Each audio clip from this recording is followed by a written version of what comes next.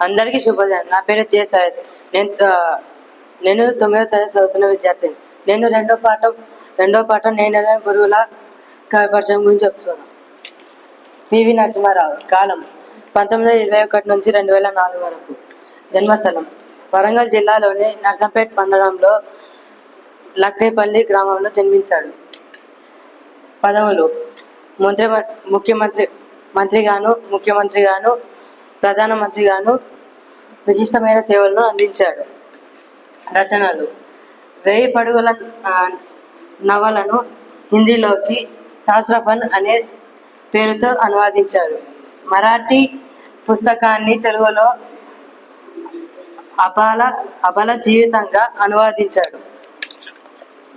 ప్రత్యేకత: నిరాడంబర జీవితం, నిజాయితీ, దేశభక్తి కలిగిన పివి నరసింహారావు జీవిత పర్యంతం నిండుకుండల స్థితిప్రజ్ఞునిగా వెలిగాడు. ధన్యవాదాలు.